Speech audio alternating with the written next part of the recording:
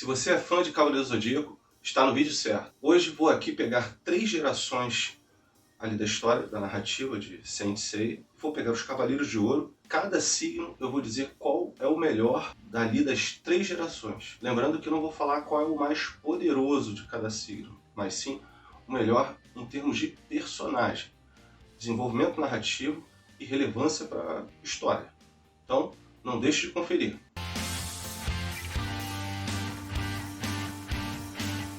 E aí pessoal, tudo tranquilo? Meu nome é Pablo Vital e esse é o canal Network Nerd. Eu venho hoje aqui nesse vídeo fazer comparações entre cavaleiros. Comparações entre cavaleiros de ouro. Tá, você já deve ter visto isso, assim, cavaleiro tal é mais forte que o cavaleiro tal, que ele em determinado momento, ele usou o poder assim, sabe? Eu não vou fazer isso nesse vídeo. Eu vou dizer o quanto ele foi desenvolvido.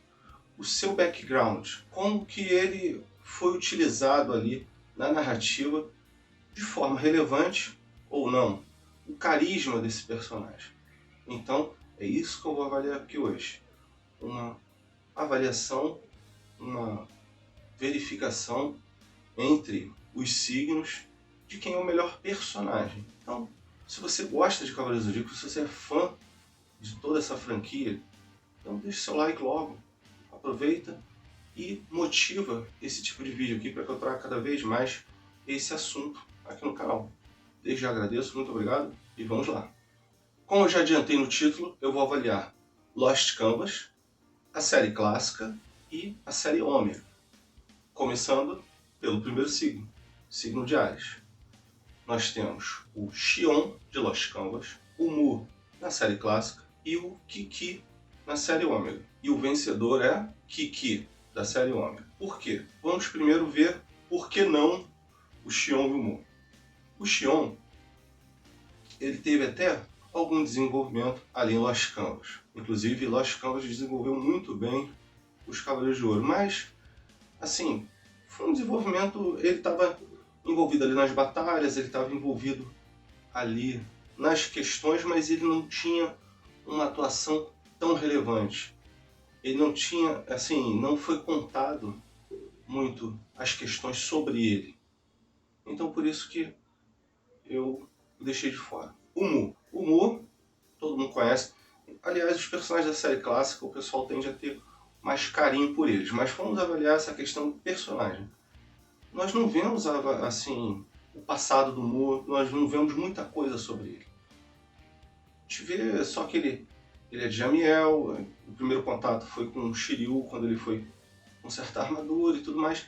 E lembrando, eu estou falando do Mu na série clássica. Estou avaliando o Mu na série clássica, o Xion no Lost Canvas e o Kiki na série Ômega. Então, também, o Mu não foi tão bem desenvolvido. Já o Kiki é um personagem que já tinha vantagem ali na série Ômega, porque nós já o conhecíamos da série clássica. E foi legal ver que ele era uma criança agitada quando ele era treinado pelo Mu, mas ali ele se tornou um cara responsável, um cara sereno. Ele pegou a personalidade do mestre dele. Foi muito legal ver essa transformação no Kiki. E aí a gente vê o arco de desenvolvimento do personagem. Por isso que eu falei, ele é mais bem desenvolvido. E aí tem aquela questão, o ofício de consertar as armaduras que ele pegou do mestre dele, do Mu. E, pô, ele broncou muito ali, ele foi muito maneiro na série Ômega. E terminou ali o arco dele fazendo uma exclamação de Atena com o Fudou e o Shiryu. Foi muito maneiro. Então, Kiki é o campeão do Cavaleiro de Áries. Agora nós temos o Cavaleiro de Touro. Na série Lost Canvas, ele se chama Aldebaran, mas nós sabemos que o nome dele é Asgard. Na série clássica, só temos o nome Aldebaran mesmo. E na série Ômega nós temos o Harbinger. O vencedor entre esses três é o Harbinger da série Ômega. É interessante aqui, por exemplo, os Cavaleiros de Áries. Todos eles têm poderes telecinéticos. Já os Cavaleiros de Touro, todos eles são grandões, fortões e tal, caras bombadão. A questão é que é o seguinte, tanto em Lost Canvas quanto na série clássica, eu sei que eles têm uma certa implicância com o Cavaleiro de Touro, mas nunca dão muita relevância para eles. Eles sempre, mesmo se mostrando poderosos pra caramba, acabam vacilando ali, perdendo de maneira boba, né? Então, os dois ali não foram bem desenvolvidos. Mas o Harbinger foi muito bem desenvolvido, foi muito maneiro.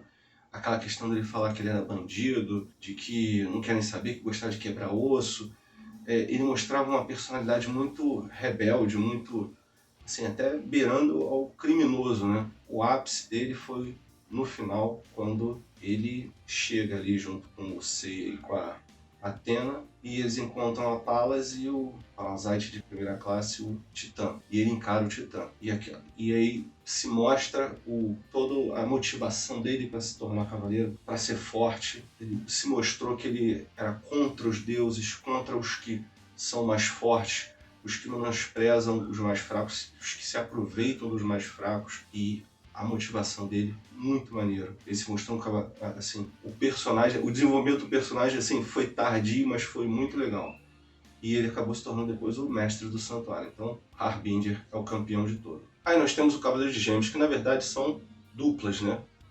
E aí nós temos, na série Lost Canvas, Aspros e Décteros. Na série clássica, Saga e Canon. E na série Ômega temos a Paradox e a Inter. E os campeões aí são Saga e Canon da série clássica. É muito interessante. Todas essas duplas aí são muito maneiras, são personagens bem desenvolvidos e cada um tem sua peculiaridade.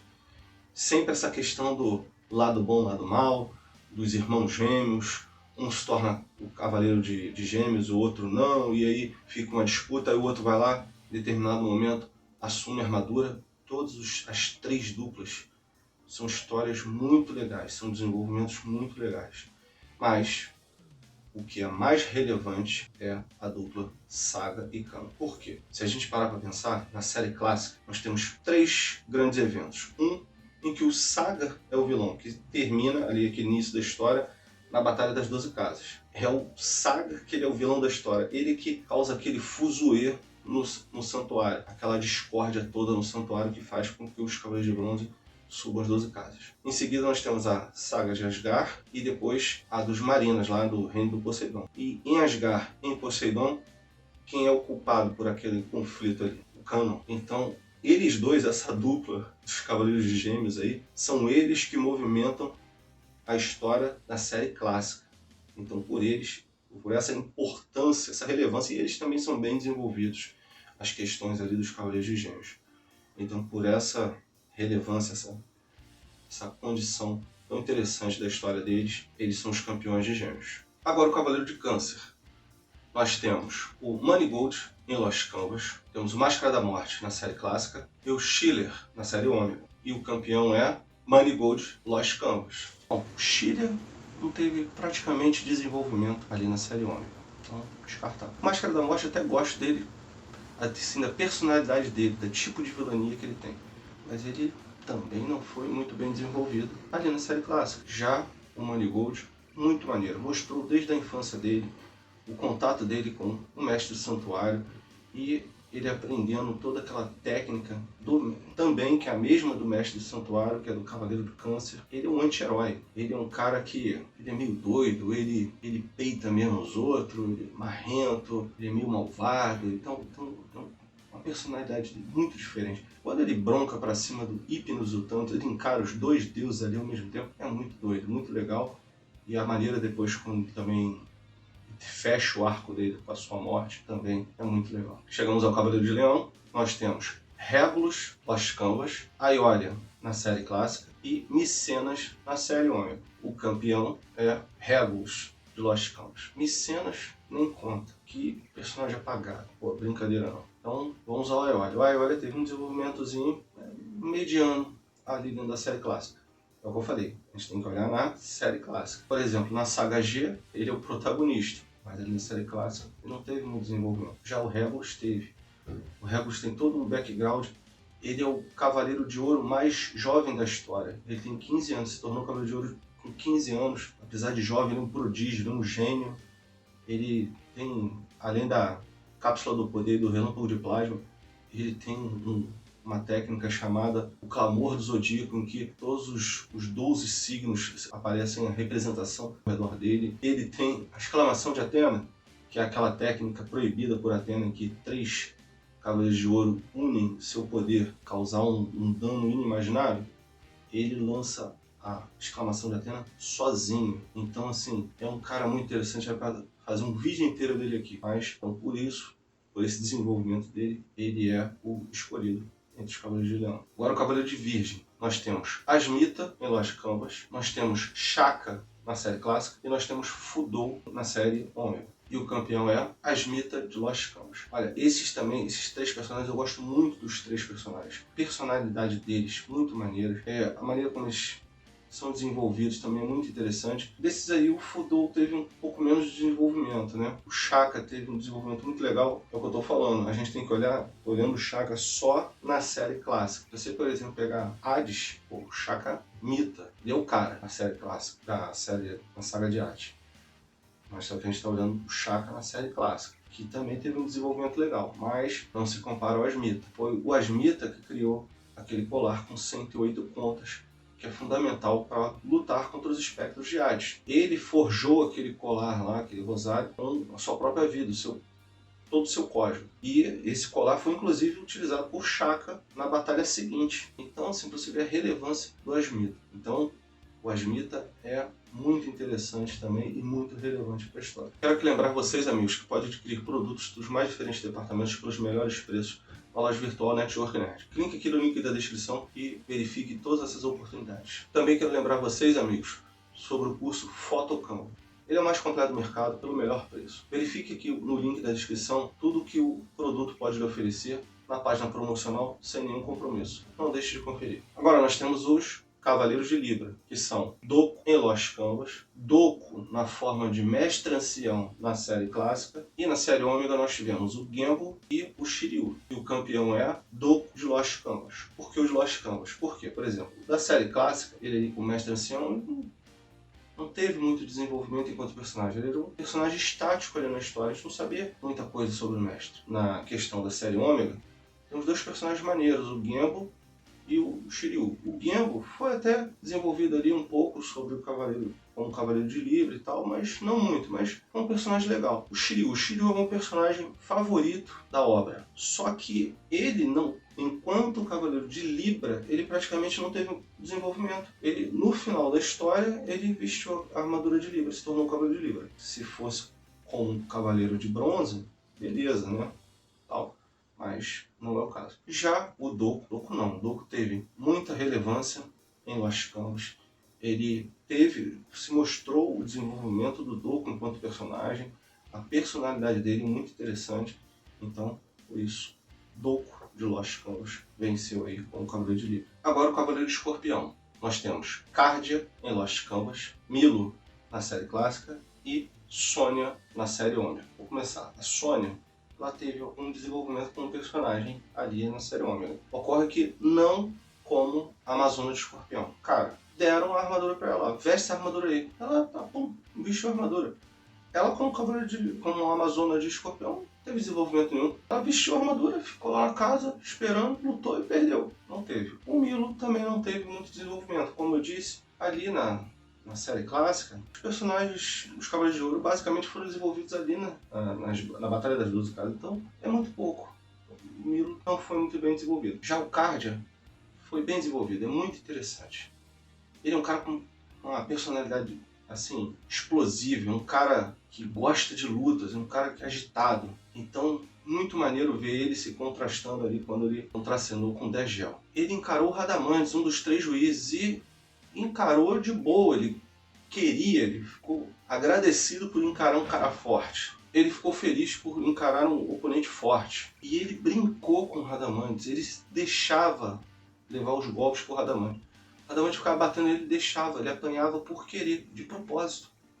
Até que chegou o momento que Radamantes foi tentar arrancar o coração dele. Aí nesse momento ele desviou com facilidade e aplicou todas as suas agulhas escarlates, todas de uma vez, no Radamantes e matou o inimigo poderosíssimo com um golpe só. Ocorre que essa agulha escarlate que ele utilizou, Katakel, ela é uma técnica muito poderosa e ferveu o sangue, o coração do Radamantes e tudo mais. Só que também era muito esforço para o corpo do Cardia e ele tinha problema de coração, ele tinha um problema cardíaco já.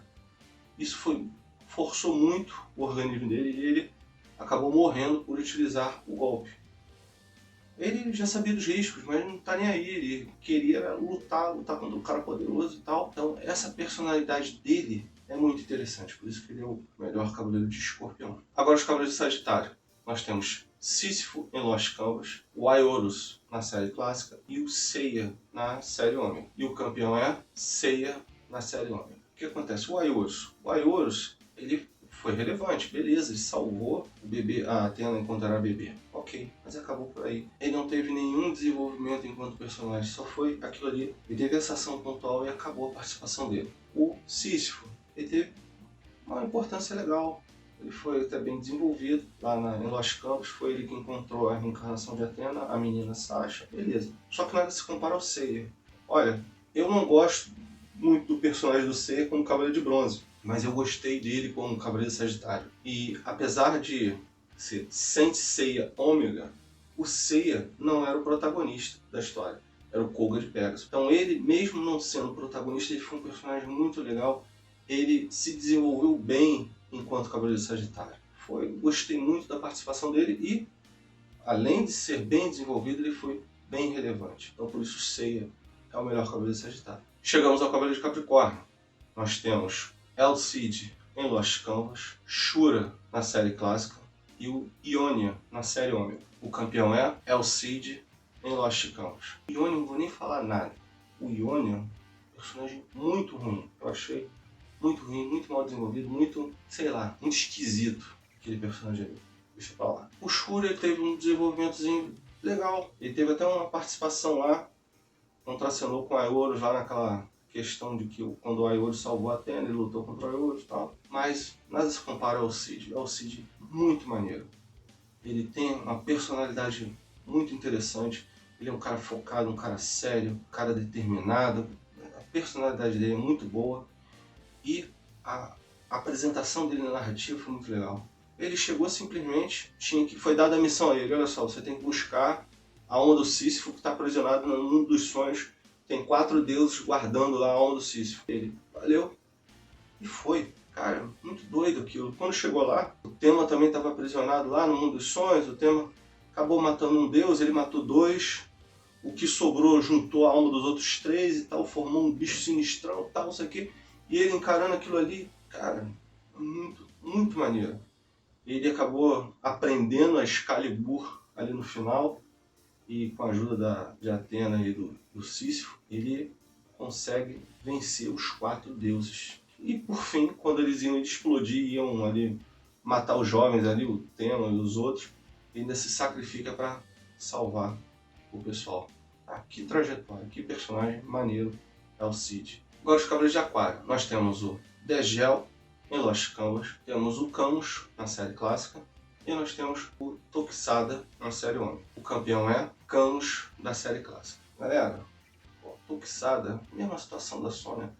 Deram a armadura de Aquário para ele, o vestiu lá. Hein? Ele, enquanto Cavaleiro de Aquário, não teve desenvolvimento nenhum. Vamos lá ao Degel. Degel, a personalidade do cara é maneiro, o cara personagem interessante e tal, mas não teve o desenvolvimento que o Camus teve.